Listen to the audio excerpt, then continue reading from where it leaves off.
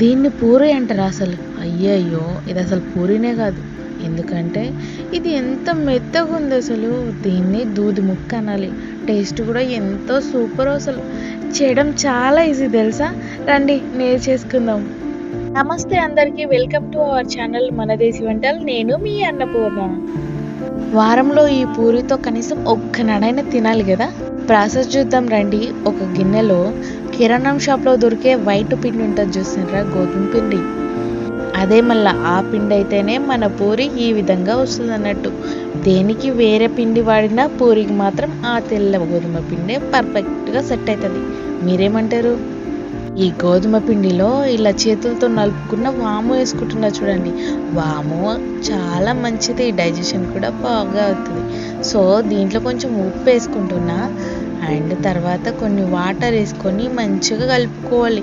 కొందరు ఆయిల్ కూడా వేస్తారు, కానీ నాకు అట్లా ఆయిల్ ఇష్టం ఉండదు.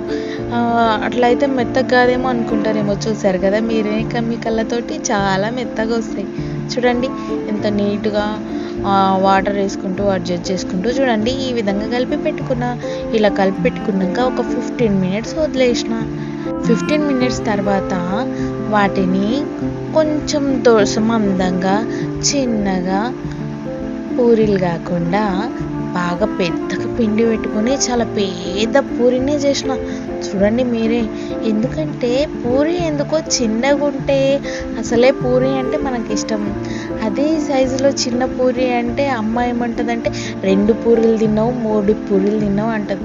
సో అందుకని ఈ పెద్ద పూరి వేసుకున్నాం అనుకోండి, 2 పూరీలు వేసుకుంటే ఒక 4 పూరీలు తిన్నట్లు అవుతుందని సైజు ఇంత పెద్దగా పెంచేసిన అన్నట్టు. టేస్ట్లో మాత్రం అస్సలు కాంప్రమైజ్ కాకుండా చాలా చాలా టేస్టీగా ఉంటుంది. దీనికి బొక్క పడింది. అయ్యో పాపం. చూడండి ఆయిల్ బాగా వేడెక్కాలి. మరుగుతుంది, కనిపిస్తుందా మీకు? ఇప్పుడు దీంట్లో ఈ పూరి అయ్యో అయ్యో అయ్యో అయ్యో చచ్చ. ఈసారి మంచిగా వేస్తానులేండి, తీసేస్తున్నా. రావే బాబు, రావే రావే.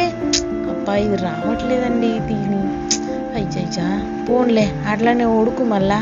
సరే కానీ చూడండి ఎంత బాగా కాలిందో కదా. కానీ షేప్ బాగా రావట్లేదు, ఎందుకంటే మడత పడింది కదా. సరే ఈ పూరిని మాత్రం ఖచ్చితంగా మంచిగా వేస్తా, అస్సలు మడత పడకుండా. అయ్యో షట్. సెకండ్ ట్రయల్ కూడా ఎర్రర్ అయిపోయింది. చీ.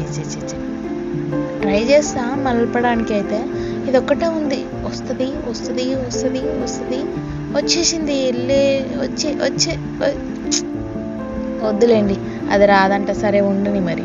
చూడండి ఎంత బాగా కాలుతున్నాయి కదా.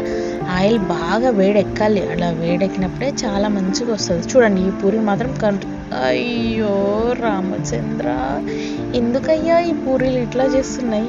ఇది మాత్రం ఖచ్చితంగా ఏ మిషన్ సక్సెస్. అందుకే అన్నదేమో మా అమ్మ, చిన్న పూరీలు చేసుకోని.